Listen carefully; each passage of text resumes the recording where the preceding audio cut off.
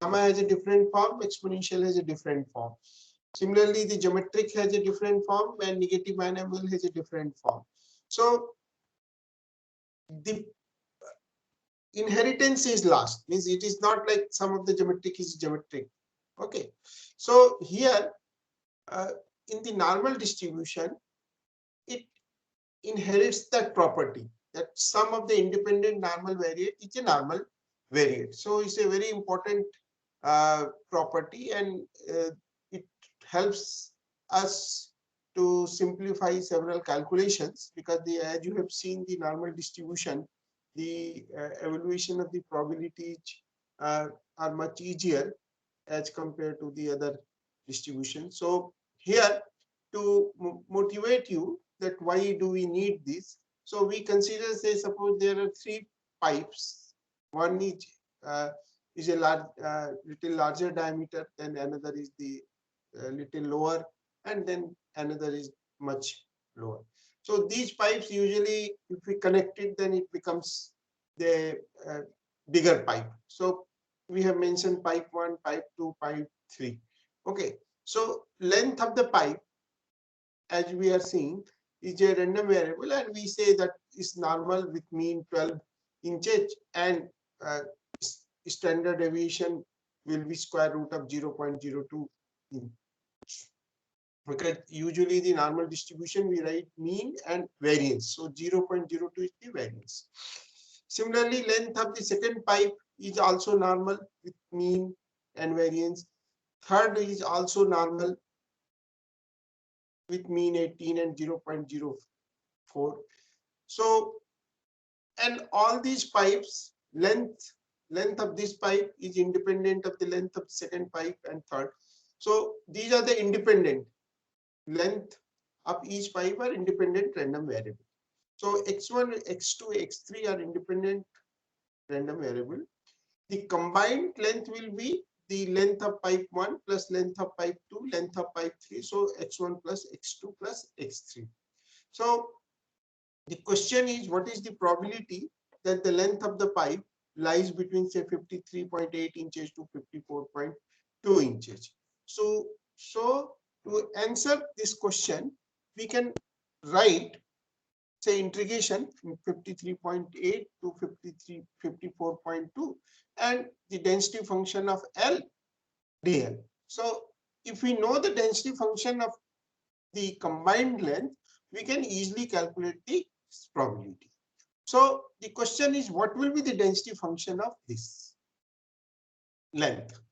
So the result is that the length will be the normal. Okay. Now the question remains that what will be the parameter? Okay. So parameter will be, the means will be added and the variances will be added, but under the condition that they are independent, remember. So length will be normal with mean mu1 plus mu2 plus mu3, and variance will be sigma 1 square plus sigma 2 square plus sigma 3 square. So once we know the form of the normal distribution, that combined length is normally distributed, then we can easily calculate this probability using the application of the standard normal result, that you subtract the combined mean and combined variance, divide by the combined standard deviation, so that the values can be seen from the table. We will solve this problem. So how to show you that result? So result is, we can easily prove using the moment generating function. So in the moment generating function, I have shown you earlier that sum moment generating function of the sum is the product of respective moment generating function. So here I am taking two random variables. X1 is normal, mu1 sigma 1 square. X2 is normal, mu2 sigma 2 square. X1 and X2 are independent random. So we have defined the sum of these random variables, so X1 and X2, by a new random variable Y. The question is that what is the distribution of Y? So I am going to prove this result using the moment generating function. So moment generating function of x1 plus x2, y is nothing but sum of the two random variables. So moment generating function, either you write y or you can write x1 plus x2 just to uh, make it more uh, visible that y represent the x1 plus x2. But you can, if you want, you can write one step before that, myt. So m x1 plus x2t. Now this result we have shown you that is the product. The moment generating function of the sum is the product of respective generating function, that mx1t into mx2. Now what is the moment generating function of the x1? Because x1 is normal, mu1 and sigma 1 square. So we have derived already that the form of the moment generating function. So it is mu e to the power mu t plus half sigma t square. So in place of mu, it is mu1, and in place of sigma square, it is sigma 1 square t square. Similarly, for the second one, second x2 e to the power mu 2t plus half sigma 2 square t square. Now we combine this result. So after combining these two, we can write e to the power mu1 plus mu2t half sigma 1 square sigma 2 square t square. Now, looking at this form of this moment generating function, one can easily identify it is the MGF of the normal distribution. Only difference is that now the mean is mu1 plus mu2, variance is sigma 1 square plus sigma 2 square. So what is the final result? That distribution of the sum of two independent random variable x1 plus x2 is normal with mean mu1 plus mu2, sigma 1 square, and variance sigma 1 square plus sigma 2 square. Similarly, if we want to find out what is the distribution of x1 minus x2, the result is x1 minus x2 is normal with mean mu1 minus mu2, variance sigma 1 square plus sigma 2 square. Now proof can be easily done. You, in place of x2, you write minus of x2. So similar result you work out, you will get this one. So mean will be subtracted, but variance will be added. So the general result here, that if x1, x2, they are n independent random variable. Okay, each one of has the mean mu I and variance sigma I square, means x1 is mu1 sigma 1 square, mu1 sigma 1 square, x2 is mu2 sigma 2 square. So in general, xi has a normal with mean mu I and sigma I square, and I varies from 1 to n. So distribution of the sum of n independent normal variate, because each one of them is normal. This summation represents the sum of n independent normal variate. So the distribution of this sum is normal with summation mu I and summation sigma I square. So this result is known as the additive property of the normal distribution.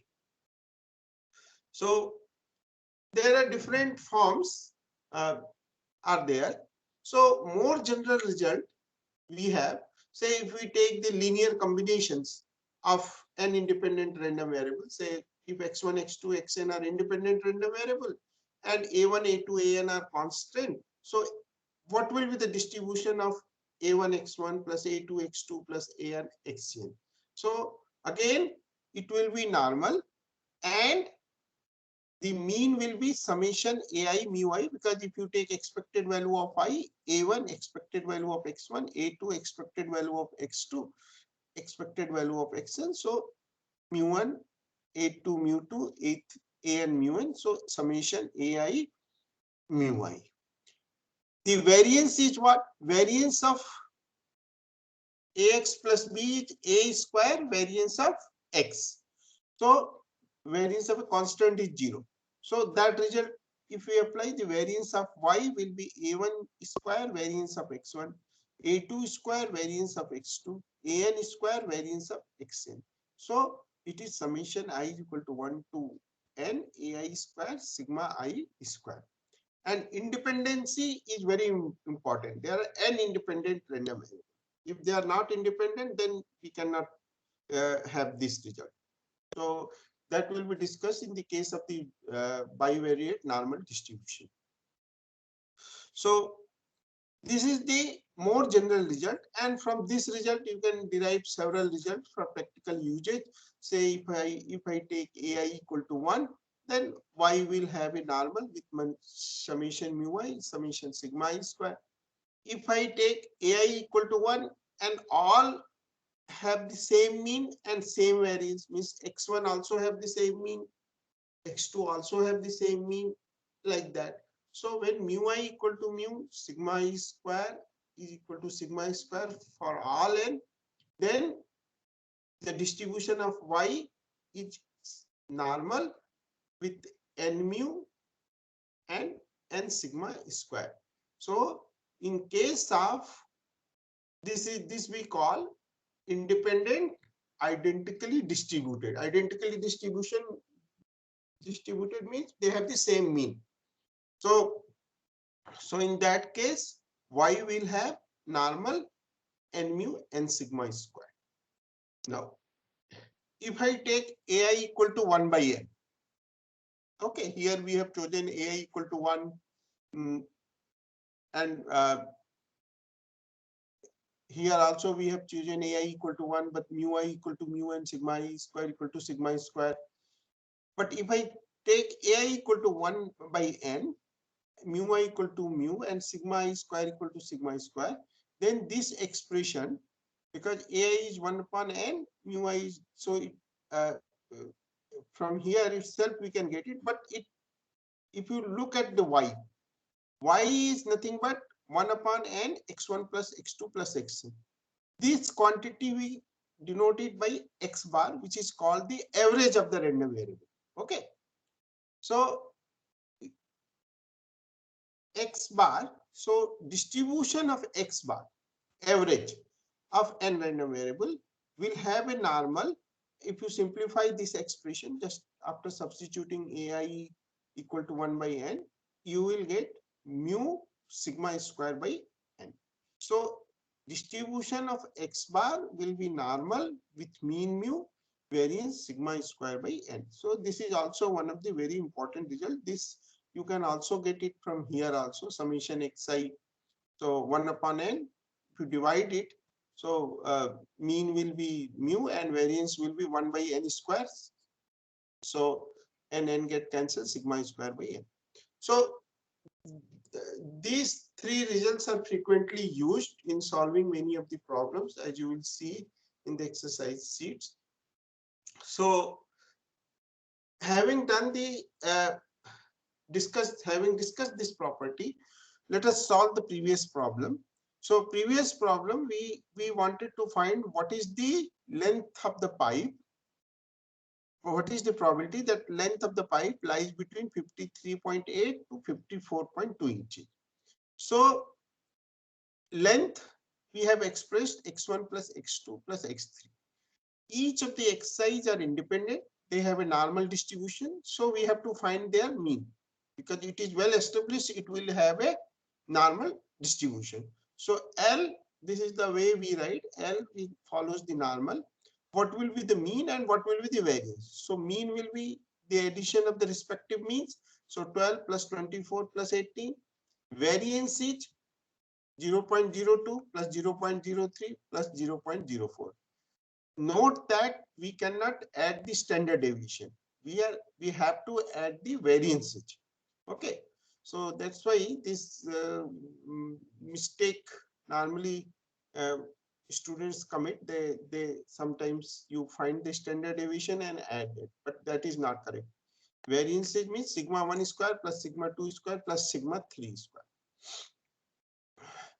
So if in the question standard deviation is given, then you have to square it, then add, and then take the square root to use it. So the common error normally committed by the students is about the confusion in standard deviation and variance. So L will have a normal with mean 54, variance is 0.0. So we have expected value of L is 54, variance is 0.9. Now you write that standard deviation of L will be 0.3, square root of this quantity. So now we are done. We know what is the distribution of L. It is normal with mean 54 and variance 0.09. So the probability L lies between 53.8 to 54.2 can be easily calculated using the by converting into the standard normal variable. So we have subtracted 53.8 minus 54, and this side also we have subtracted and divided by the standard deviation, and this L has been converted to the standard normal, so we have put it in Z. So it is the usual practice that we, just to save the time, we don't write L minus mu divided by sigma, rather we can just write Z. So if you simplify these value, you will get minus 0.66 and 0.66. So these probabilities we can write in the cumulative form, cumulative distribution form, that in the form of the standard table. So phi 0.66 minus phi 0.66. So these value you can easily find out from the table, which I have already circulated. You have to do some little practice about the problem. So ultimately you will get 0.4908. So reproductive property or additive property of the normal distribution has been used to solve this type of problem. So there will be many problems where you have to add or subtract the random variable, or you have to multiply the random variables by constants and then add. So in those cases, we can use the property, additive property of the normal distribution. So this is another important property. Now, is it clear?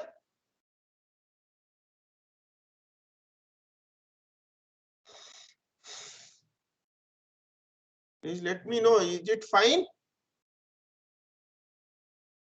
Yes, sir. Okay, so because now we are proceeding to another related topic. So if there is no question on this additive property of the normal distribution, we move to another result,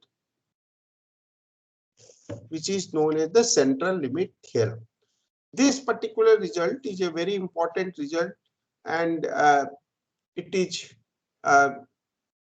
basically used in whole probability and statistics. Basically, they call it the central result or heart of the statistics, the central limit theorem, because it simplifies the calculation in many ways. So let me tell you the some problems that where these results can be applied. To start with, consider this problem. Suppose you have 10 dice. The dots I have mentioned 1, 2, 3, 10. I have taken 10, but you can take 25, 100, 200 dice, any number you can take. But to explain you, I have taken 10. So 1 to 10. So when you throw these dice, some number appears. So numbers could be between 1 to 6. So x1 is the random variable, and which represents the outcome of the first die, x2 on the second, x3 on the third, and x10 on the 10th. Now, if we add these number, then we get the total value. Means if you throw the 10 die, some numbers will come on the different dice. And if I am interested in the total, so I represent it by y. And remember that each of the die, 1, 2, 3, they are independent. Means it's no way that the outcome of the on third die is affected by the outcome of the second die. So that case we are not considering. They are independent. So sum is x1 plus x2 plus x10. Okay. Now, if somebody wants to know what is the probability that the total sum lies between 30 and 40. Okay. because you throw the dice, so some numbers will be there. So somebody may ask you what is the probability that total sum on the faces of the die will lies between 30 and 40. So to answer this, we can write y is equal to 30 to 40, and if I know the probability mass function of y, okay, you know the probability mass function of the x1, you know the probability mass function of x2, similarly x10, because they are independent. So here I have listed that if you throw any of the dice, then the chances of coming 1, 2, 3, 4, 5, 6 have the respective probability 1 by 6, 1 by 6, 1 by 6. So if I can find out the distribution of y, which is the sum of 10 random variables, whose mass function is known, then I can easily calculate this problem. However, the finding the distribution of this random variable y is not an easy task. It is a complicated mathematical task, and it may take time to derive, and in some cases you may not have a very nice expression. So how to answer the question that the sum will lies between 30 and 40? Because in statistics, some answer you have to give, whether it's an approximate answer or exact answer, but a quick approximate answer is better than nothing. Okay, so if I can find out the distribution of y, then there is no problem. You can answer this. But finding the distribution of y, because it becomes a mathematical problem, and in that case, finding the distribution may be a little complex. However, mean of y and variance of y we can easily calculate, because y is the sum of x1 plus x2 plus x10.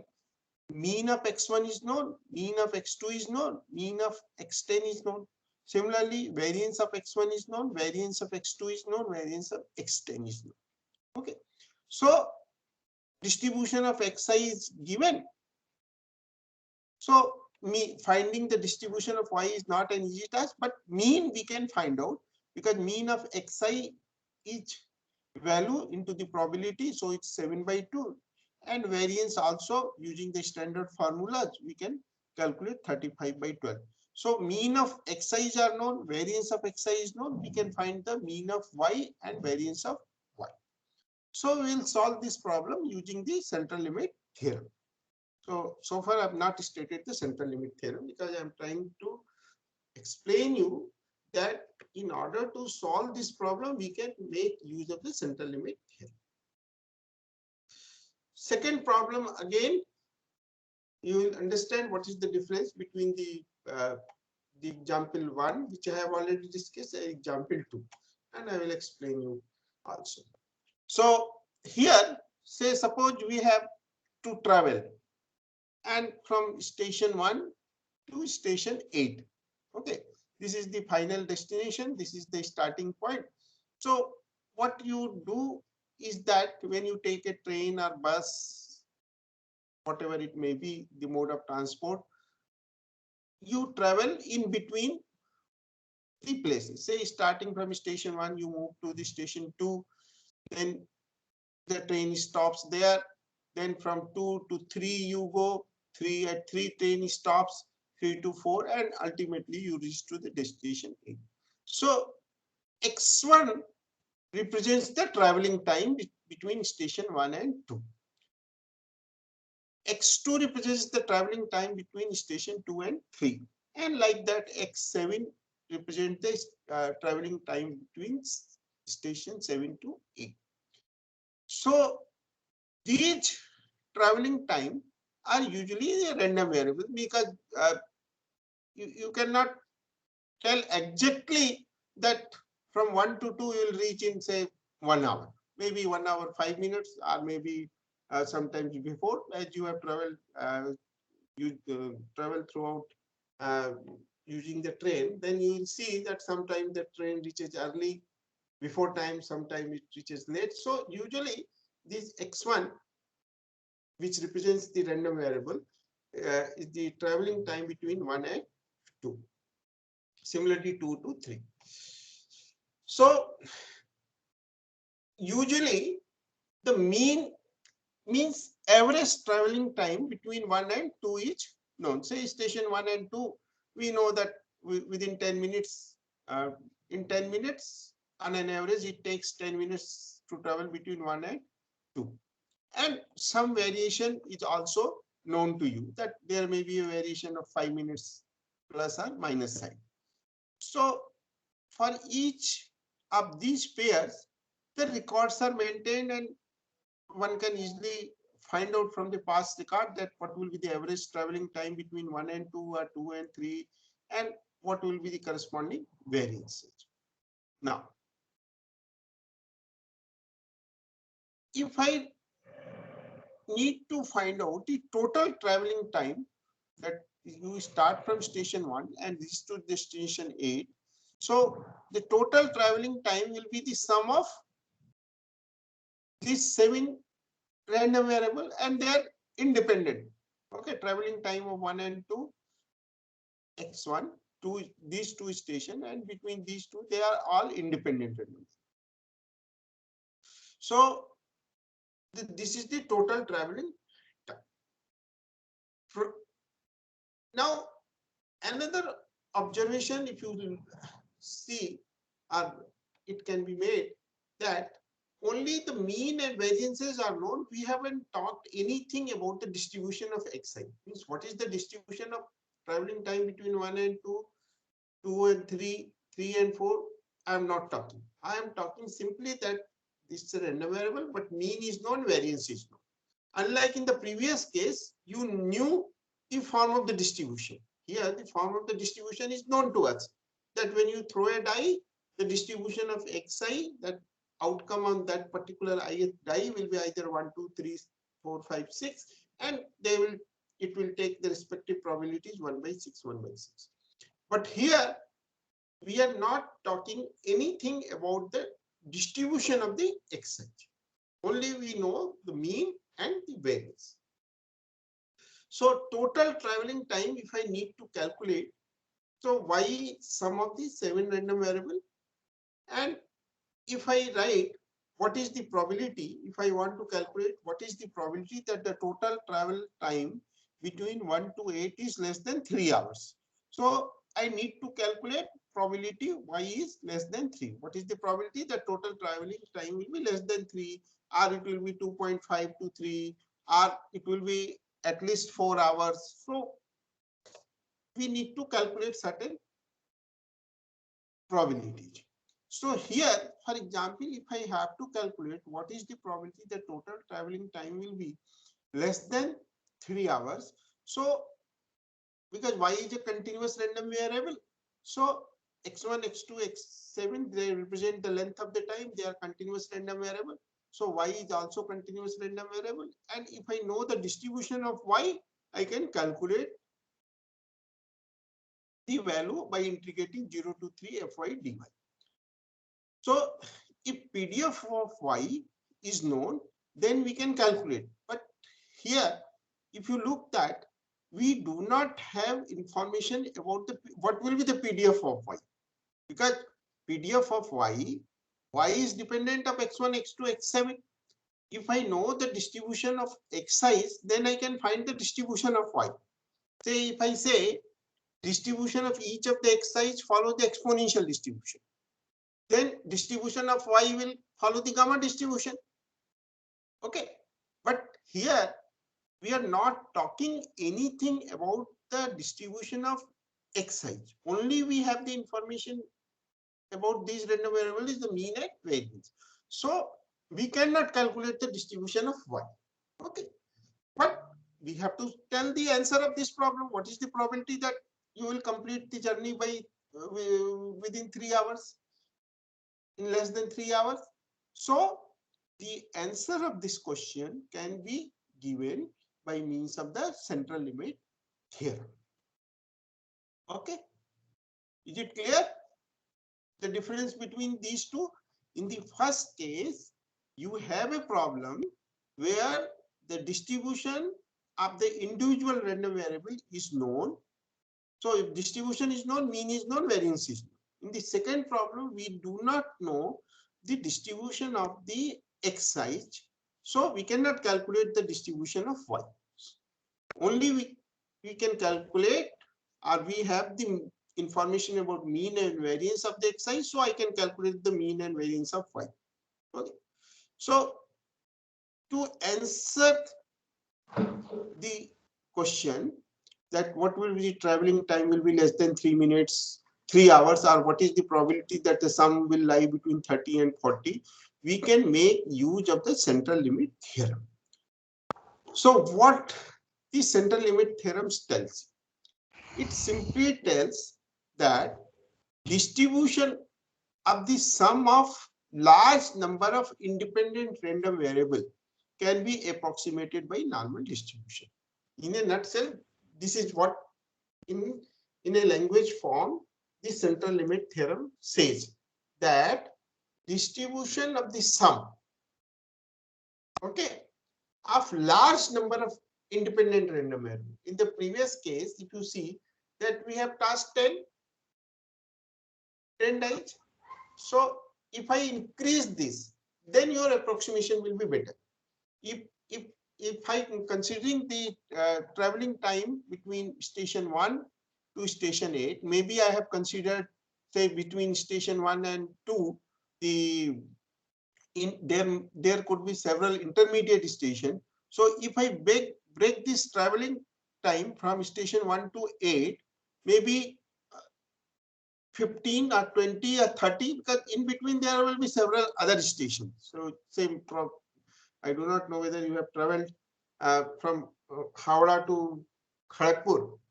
So almost there are 25, 30 stations. Okay.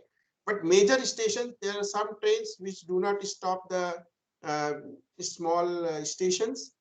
Say if you travel by train from Howrah, so the many trains stops at Bagnan, then Macheda, then Panchkura, and then Kharagpur.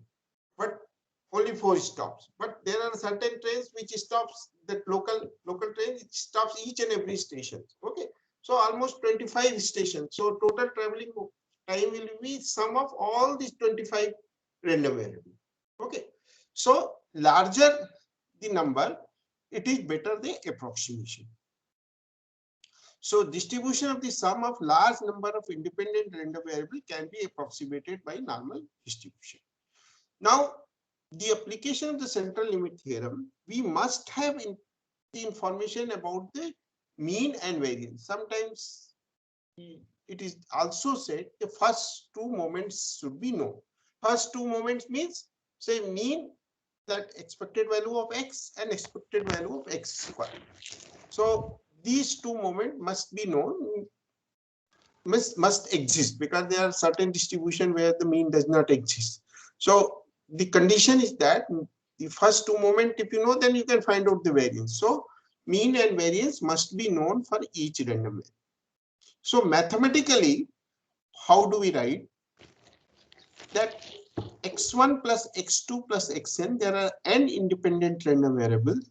Their sum is represented by Sn. Okay. This n represents the number of terms in this sum. So the central limit theorem tells you the distribution of this sum means this is the sum. If I subtract the mean of Sn and divide by the square root of variance of Sn, then distribution of this will be approximately normal with mean 0 and variance 1. As n tends to infinity. Remember that n is nothing but the number of independent terms which constitute Sn. So larger the n, the better approximation will be there. But as you know that in many applications, we may not get the n value very large, but since approximation, ultimately we are calculating the approximate probability. So in that case, whatever the value you get, that will be closure value. Rather than getting nothing, we have some values that we call it approximation. Okay. So in short form, there are different ways to express this central limit theorem.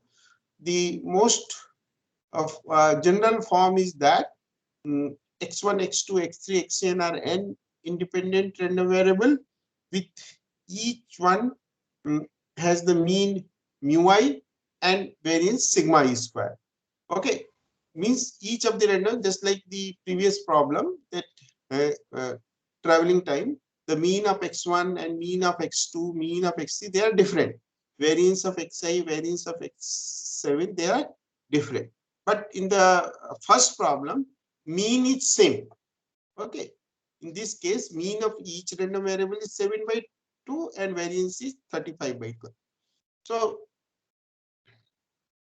So here it says that one form is there, that each of the random variable has a different mean and different variance. Then the distribution of Sn minus expected value of Sn, here n is missing, divided by variance of Sn. So here it is n. Okay. So Sn minus E of Sn.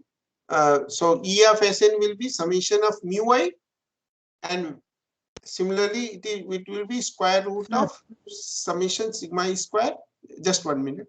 Then the distribution of this is normal 0, 1 as n tends to infinity. Bolo. Sir, we don't know the Sn, na? Sn is the sum. But x1 to xn we don't know. I will explain you this by means of example. Okay. Okay. So what now I am telling you the different forms of the central limit theorem. But more general form is this: if I have the same mean and same variance, then Sn minus n mu upon sigma by root n is normal 0, 1. Because in that case, mean will become n mu and variance will become sigma by n sigma square. So if you take the square root, it will become sigma root n, normal 0. And in that, if average is there, average of the n random variable, that x bar, x1 plus x2 plus xn divided by n, then the distribution of x bar means you have to subtract the mean of x bar and divide by the standard deviation of x bar. So we have already proved that distribution of x bar will have a normal, any distribution of x bar means expected value of x bar will be mu and variance of x bar will be sigma square by n. It's easy to calculate from here. So the distribution of x bar minus mu divided by sigma by root n, each normal 0, 1 as n tends to infinity. So remember that this is very important, as n tends to infinity. Okay. Now let me solve and then we'll come back here. So in example 1 was, what was the example? That we have thrown 10 dice and we have to find what is the sum. Each outcome we have represented by x1, x2 and x10. So sum we represented by y. Okay. What is the probability? Y lies between 30 and 40. Now we have to calculate what is the mean of y and what is the variance of y. How it is calculated mean of y? If you look at this problem, y is the sum of x1 plus x2 plus x10. Distribution of xi is known, 1 to 6. Probabilities are known. So E of xi is 7/2. Variance of xi is 35/12. So what will the mean of y? 10 times the mean of xi, because each of them have the same mean. Variance will be also 10 times into this quantity. So we know the mean of y, and so mean of y 10 times 7/2, 35. Variance of y 10 times 35/12, 350/10. Now what the central limit theorem tells you. Central limit theorem tells you the distribution of the sum.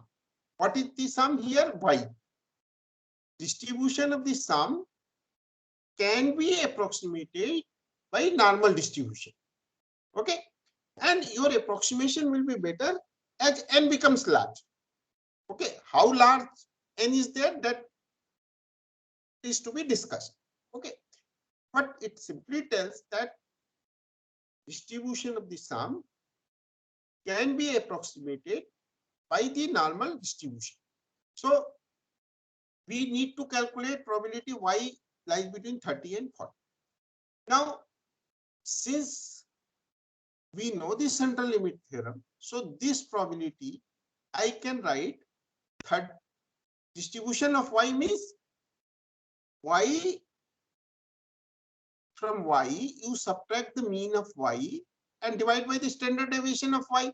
So it becomes standard normal variate, because your central limit theorem has guaranteed you that distribution of the sum of large number of random variables can be approximated by normal distribution. So I am approximating this probability by means of the normal, because distribution of y can be approximated by normal. So how to make use of that? So to make use of that, I have to subtract mean of y, divide by the standard deviation. So 30 minus 35, square root of 35 by 12.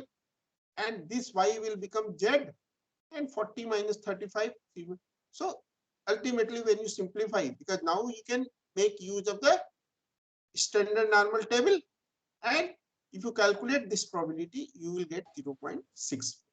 So the question is that here we did not have any clue that how to calculate the probability that sum lies between 30 and 40, unless we know the distribution of y in the discrete case.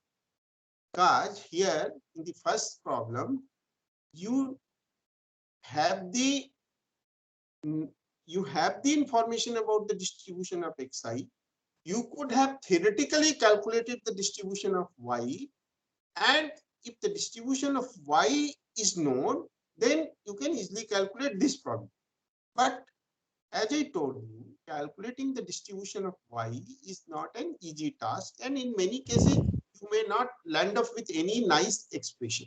So in that case, at least we have a approximate probability which is obtained using the central limit theorem. So it is 0.65. Is it clear?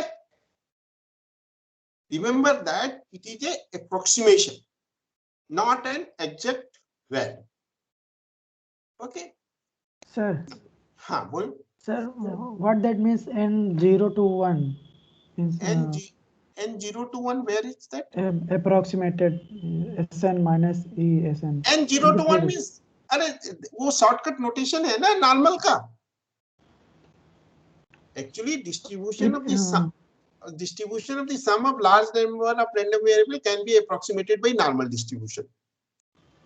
This is the central limit theorem. Okay. Oh, this is theorem. Okay. हाँ, so theory है. So when you want to use this result to calculate the respective, you have to use the standard normal, because Sn will have some mean.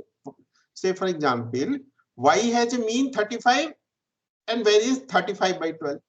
So now in order to calculate this probability, we have to standardize, convert into the standard normal variant. So normal 0, 1 means it is a normal variate with mean 0 and variance 1. Is it okay? Yes, sir. Okay.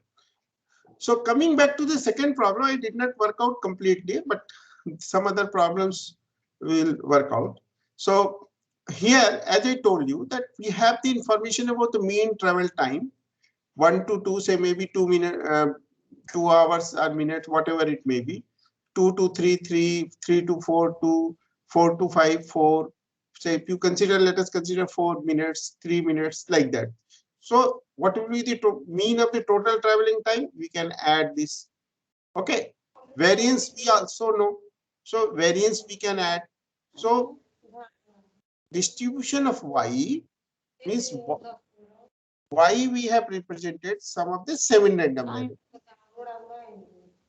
Okay. So there is some sound.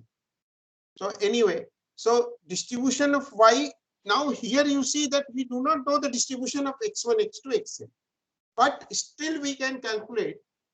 If I want to calculate what is the probability that the sum will be less than that total traveling time will be less than 3 hours. So the central limit theorem has guaranteed you that distribution of y can be approximated by normal distribution.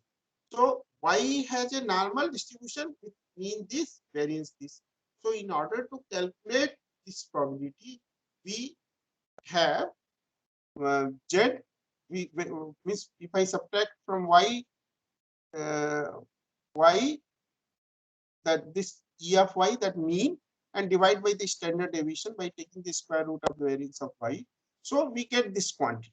Okay, this quantity you can easily find out from the table of the normal distribution. Okay, is it clear the difference between the previous problem and this problem? In the previous problem, you knew the form of the distribution of xi. Here you do not know the form of the distribution of xi. Only we have the information of mean and value.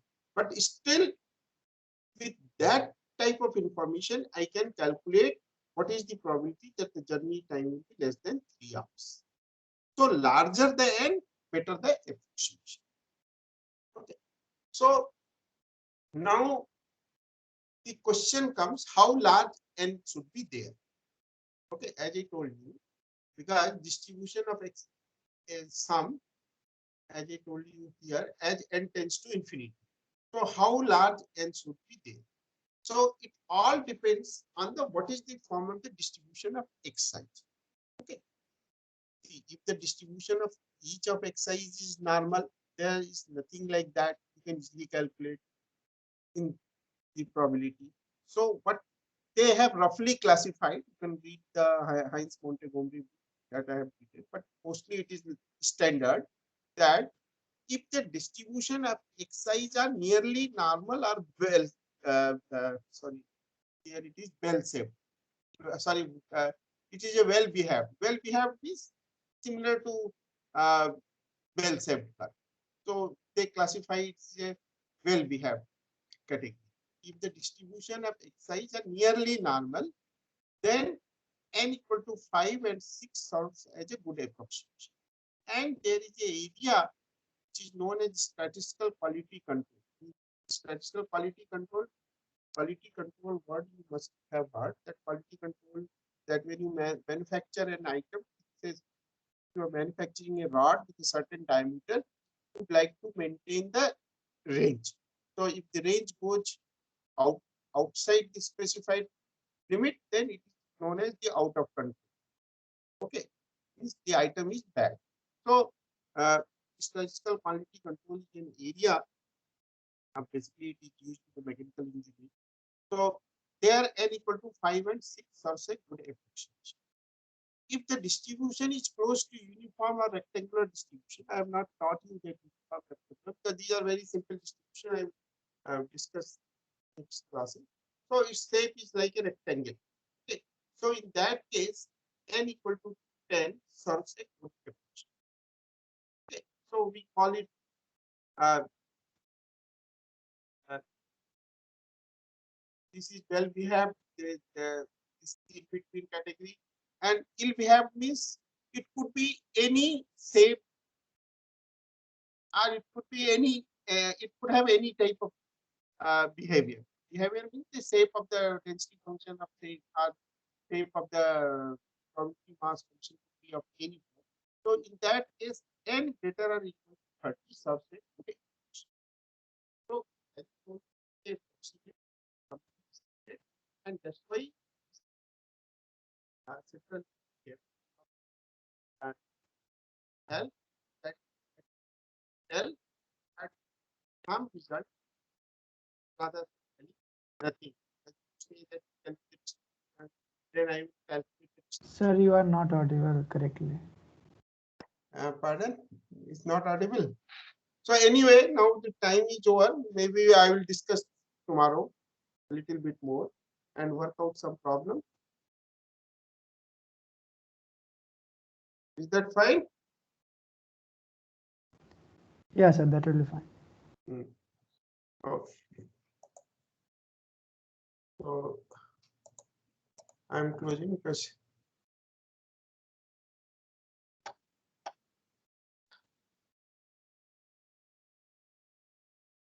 so tomorrow class we will meet. And